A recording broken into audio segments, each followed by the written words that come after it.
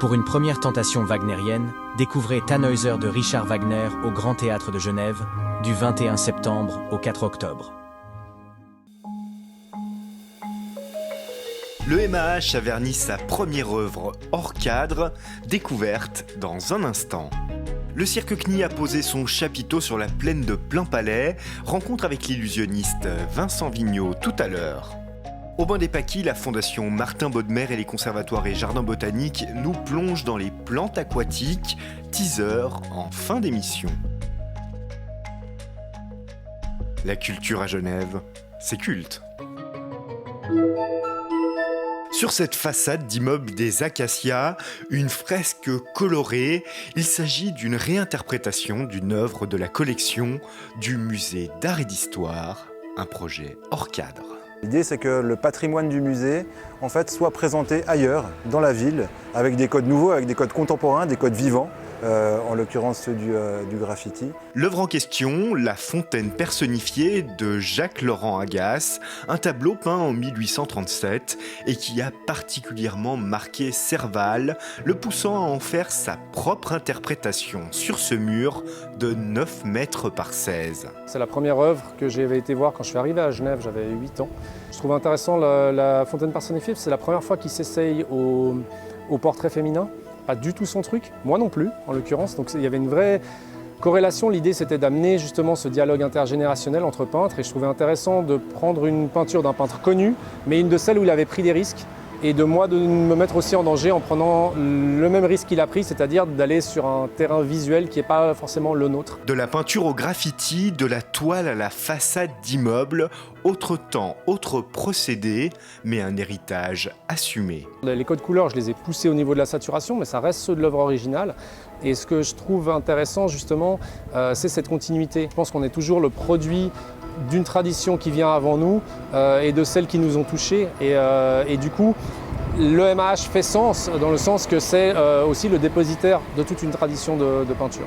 Pour la magistrate en charge de la culture, présente lors du vernissage, cette œuvre symbolise la démarche des musées genevois et particulièrement du MAH, centré sur ses collections et ouvert sur la ville. Même si heureusement on a un public passionné de nos différents musées, l'idée c'est aussi de proposer des choses que les gens peuvent découvrir en passant, à vélo, à pied, en flânant, de mettre vraiment la culture dans l'espace public. Cette fresque hors cadre n'est que le premier jalon d'une démarche qui contribue à remettre le musée au cœur de la ville et de nos vies. J'étais dans la loge en train de me tromper. Je me retrouve sur la piste. Mais comment on va faire apparaître ?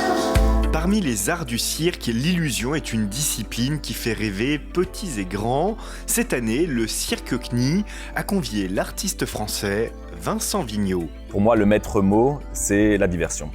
C'est-à-dire que l'art de l'illusion, c'est l'art de la diversion. C'est-à-dire de laisser regarder les gens où on veut, au moment où on veut, et de faire diversion pour qu'ensuite il y a l'effet magique et l'effet de surprise attendu. Au Cirque CNI, l'artiste est entouré du public. Il faut donc adapter la lumière et imaginer un spectacle visible sous tous les angles afin que chacun puisse profiter des effets. Une mise en scène qui peut s'avérer parfois périlleuse et qui nécessite un gros travail d'entretien.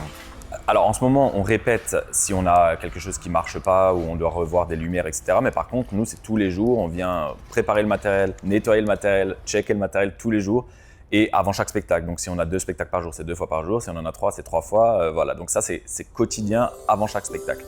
À l'arrière de la scène, une zone sensible, l'entrée des artistes. C'est ici qu'on stocke le matériel. Moi, j'ai mon matériel d'un côté, avec la partie à l'arrière également. Et c'est là que se font les allées et venues des animaux, du matériel, des artistes.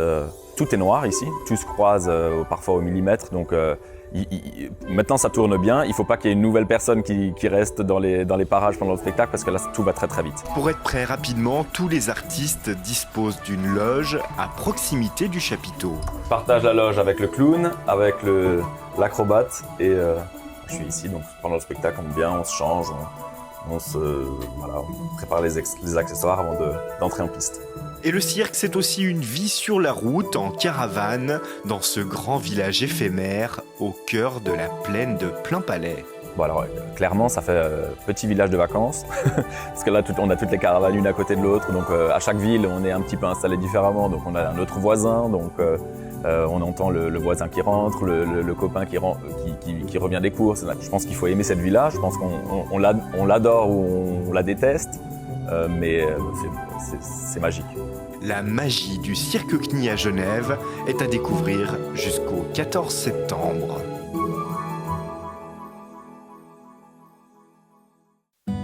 Au Bain des Paquis, la flore aquatique tire un trait d'union entre la science et l'art. Sur ces panneaux, des planches issues de la bibliothèque des conservatoires et jardins botaniques et de la fondation Martin Bodmer. Ce qui était intéressant avec cette exposition, c'était de montrer la matérialité de ces plantes aquatiques qui peuvent être donc sous-marines ou des bords de lacs ou de mer, sous des formes qui relèvent effectivement de l'art. Donc c'est la chromolithographie qui va être employée dans les ouvrages scientifiques du 19e. On a une très belle planche du jardin botanique qui nous montre également des diatomées reproduites par le principe du cyanotype. Des plantes de la région et d'ailleurs avec parfois des anecdotes très contemporaines, comme ici avec cette illustration issue d'un ouvrage monumental de botanique du XVIIIe siècle, fruit du travail d'une chercheuse anglaise. Nous avons ici la représentation de ce qu'en français on nomme la lentille d'eau et ce que les Anglais appellent l'herbe à canard. L'intérêt de cette plante pour les contemporains que nous sommes, c'est qu'elle est fournisseuse d'un nombre de protéines extraordinaire, beaucoup plus que le soja, à tel point qu'on estime que dans le futur, les futurs astronautes des missions longues pourront la faire pousser dans leur vaisseau pour s'en nourrir. La flore aquatique comme source d'inspiration, mais également comme support de création. Il faut bien voir que les premiers scripteurs, les premiers scribes se sont tournés vers les matériaux qu'ils avaient en abondance autour d'eux. Du côté du bassin mésopotamien, ça a été l'argile des tablettes cunéiformes, et évidemment dans la vallée nilotique, eh bien, ça a été le papyrus. Ce papyrus a été à la fois donc l'objet du panorama égyptien jusqu'à nos jours, mais également le support de l'écriture lorsqu'il était découpé et assemblé en lamelles qui constituaient les rouleaux de papyrus. Pour les deux institutions, cette exposition face au jet d'eau permet de démocratiser un savoir et des œuvres trop souvent cloîtrées dans l'ombre des réserves. Ces ouvrages, par définition, sont des ouvrages rares et précieux, qu'il s'agisse des nôtres ou de ceux de la bibliothèque du Conservatoire Jardin Botanique. De ce fait, leur accessibilité peut parfois poser problème et la Fondation Martin Bodmer étant actuellement fermée au public, son musée étant inaccessible, il nous semblait d'autant plus important de pouvoir exporter à l'extérieur de nos murs ces trésors et de les partager avec le plus grand nombre. L'exposition Vers d'eau, plantes aquatiques d'ici et d'ailleurs est à voir au Bain des Paquis jusqu'au 14 septembre.